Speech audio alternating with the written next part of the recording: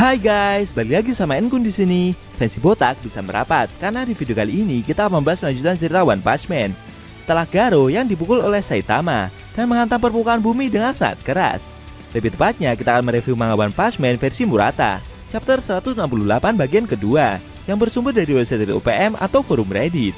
Buat kalian yang belum lihat review chapter sebelumnya bisa klik link di deskripsi atau bisa juga klik link di pojok kanan atas video ini ya. Dan buat kamu yang cuma ngikutin animenya atau tidak mau kena spoiler, Enkun sarankan mending stop videonya aja dari sekarang. Nah, di chapter 168 bagian kedua ini, pertempuran Saitama melawan Garo telah mencapai akhir. Di luar dugaan, si botak melakukan time travel guys. Penasaran? Oke, langsung aja kita bahas. Let's go!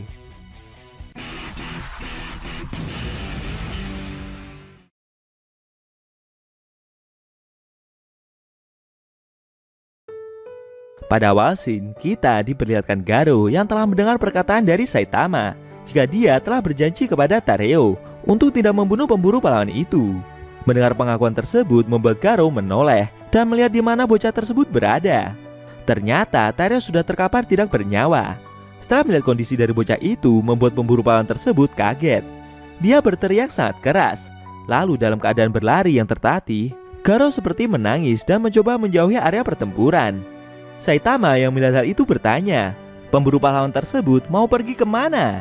Karena anak yang Garo cari berada di lokasi yang berlawanan dari tempat dia berlari.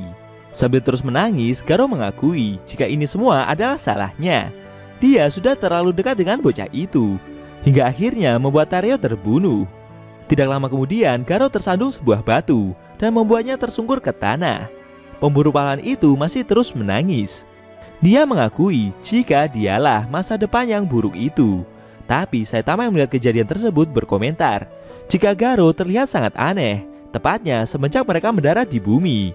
Dia penasaran, apakah Garo yakin kalau tidak ada orang aneh yang telah melakukan sesuatu kepadanya?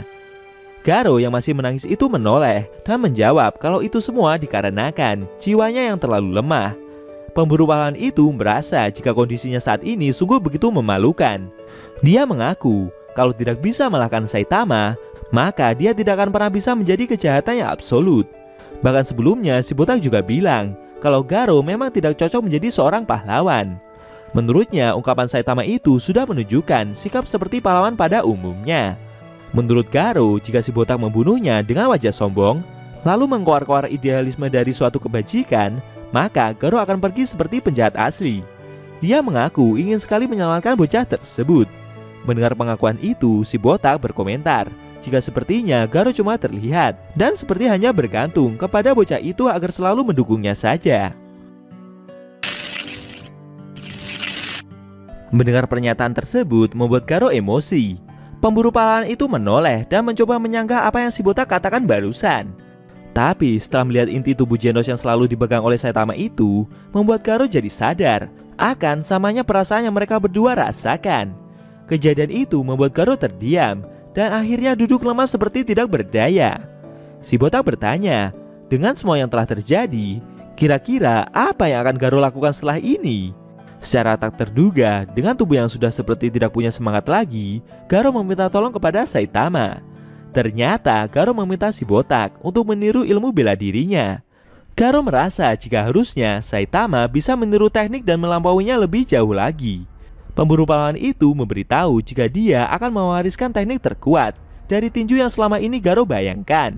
Bahkan dia sendiri itu sebenarnya belum mampu melakukannya, walaupun sebelumnya telah mendapatkan kekuatan dari God. Tapi sambil menunjukkan wajah juteknya itu, si botak menjawab jika dia tidak peduli dengan itu semua. Saitama balik bertanya, memangnya apa gunanya jurus itu untuk kondisi sekarang ini? Garo meminta si botak untuk mencobanya, biar dia bisa tahu secara langsung.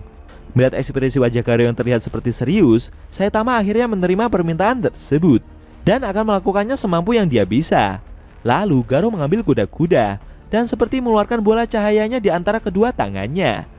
Pemburu pahlawan itu meminta si botak untuk melihat baik-baik gerakan yang dia lakukan. Menurutnya, kemampuan mempelajari rahasia tertinggi itu sepertinya cocok untuk Saitama. Jika ada orang yang bisa menguasai kekuatan milik God tanpa harus memegang tangannya secara langsung, itu hanya si botak saja seorang. Lalu saat sesi pembelajaran tersebut baru setengah jalan berlangsung, tiba-tiba suara God muncul dan berkata jika dia akan mengambil kekuatan yang telah dia titipkan kepada Garou. Saitama yang mendengar suara itu terkejut. Benar saja, perlahan tubuh Garou mulai berubah menjadi batu.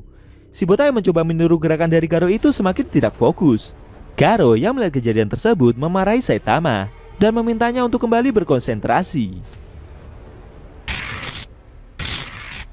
Di sisi lain, Gat terus mengambil kekuatannya dan hampir membuat tubuh Garou berubah menjadi batu.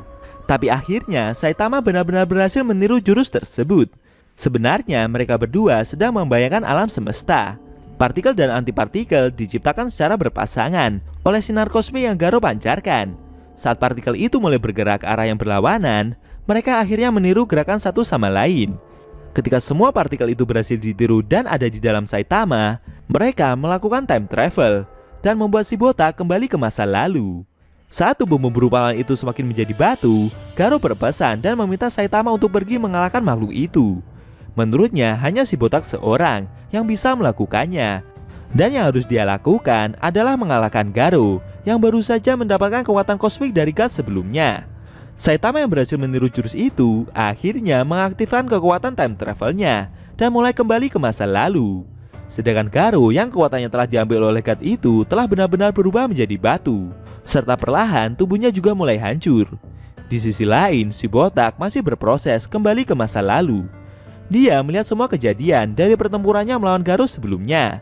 Sambil tersenyum melihat rekaman semua kejadian itu, Saitama merasa kagum. Menurutnya, ilmu bela diri yang Garou miliki sungguh luar biasa. Setelah melihat banyaknya kejadian cukup lama, si botak mencoba untuk melancarkan pukulannya. Saat itu, Garou baru saja berubah menjadi mode kosmik dan berdiri di hadapan para pahlawan. Namun saat pemburu pahlawan itu mengangkat kepalanya dan mau berterima kasih atas kondisi yang mau dialami, tiba-tiba si botak memukulnya dengan sangat keras. Pukulan tersebut adalah pukulan milik Saitama yang kekuatannya sudah meningkat sangat pesat saat berada di satelit dari planet Jupiter sebelumnya. Dan pukulan itu mendarat tepat di wajah Garou yang jika di dalam dunia sekarang ini belum pernah sekalipun dikeluarkan. Pembalikan penyebab sangat tak terhindarkan, dan itu semua tidak membutuhkan satu pukulan, melainkan 0 pukulan untuk menyelesaikan pertarungan yang panjang tersebut. Para pahlawan yang melihat kejadian itu pada terkejut, termasuk Genos yang saat itu masih hidup. Dia menyadari jika yang menjatuhkan pemburu pahlawan tersebut adalah gurunya. Sedangkan Garou yang menerima pukulan keras itu terjatuh, sampai membuat topeng kosmik di wajahnya hancur. Lalu secara tak terduga, wajah Garou seperti mengeluarkan banyak asap. Dia merasa jika kekuatan yang telah dia dapatkan dari God telah mengalami kebocoran. Perlahan wajah pemburu pahlawan itu mengeluarkan cahaya yang semakin lama semakin terang. Sedangkan tubuh Saitama tiba-tiba bergerak sendiri dan terbang ke suatu reruntuhan. Di luar dugaan, tubuh Saitama yang waktu itu sedang tertimbun reruntuhan juga ikut keluar dan terbang ke arah Saitama yang berasal dari masa depan tersebut. Secara mengejutkan, tubuh kedua si botak itu menyatu, kemudian terjatuh. Saitama yang mengalami kejadian barusan bingung dengan apa yang terjadi. Efek penggabungan Saitama dari masa lalu dan masa depan membuat memori dari si botak akan kejadian di masa depan telah terhapus. Sambil menggaruk-garuk kepalanya, si botak bingung dengan apa yang sudah dia lakukan di lokasi tersebut. Yang Saitama ingat hanya dia yang telah terkena tembakan besar yang Garou mode kosmik lancarkan. Tapi saat melihat tangan kirinya, Saitama amat sangat terkejut karena dia telah memegang inti dari tubuh Genos yang terbawa dari masa depan. Setelah itu, hal lain yang membuat si botak kaget tidak karuan adalah soal celananya yang telah sobek hingga membuat titiknya kelihatan. Namun tiba-tiba Genos malah terbang menyerangnya dan menghantam perut si botak dengan sangat keras. Genos meminta maaf, kejadian barusan membuatnya terbawa oleh suasana yang sedang terjadi. Saitama yang bangkit itu terkejut. Dia juga tidak menyangka kalau muridnya ternyata masih hidup. Di luar dugaan ya guys, Saitama bisa time travel. Ya meskipun pada akhirnya dia tidak ingat dengan apa yang sudah dia lakukan di masa depan. Kira-kira apa yang akan terjadi setelah ini? Apakah dengan kembali ke masa lalu, Garou mode kosmik akan benar-benar bisa dikalahkan?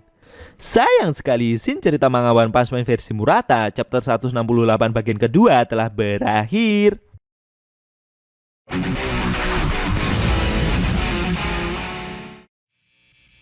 Oke guys, itu tadi review manga One Punch Man versi Murata chapter 168 bagian kedua yang ending scene-nya memperlihatkan Saitama yang meniru kekuatan dari Garo dan kembali ke masa lalu demi mengalahkan Garo mode kosmik yang sebelumnya telah menebar teror yang begitu mengerikan. Bagaimana menurut kamu? Jangan lupa tinggalkan komentar kalian ya. Kalau mau nonton review sebelum atau selanjutnya bisa klik link di deskripsi. Linknya udah Mimin taruh di sana kok. Buat kalian yang punya Instagram atau TikTok, jangan lupa follow sampai Mimin juga ya guys. Oke? Tekan like kalau suka sama video ini dan dislike kalau nggak suka. Jika ada kata-kata dari Enku yang kurang pas, Enku mohon maaf. Dan sampai bertemu di video review One Punch Man versi Murata selanjutnya.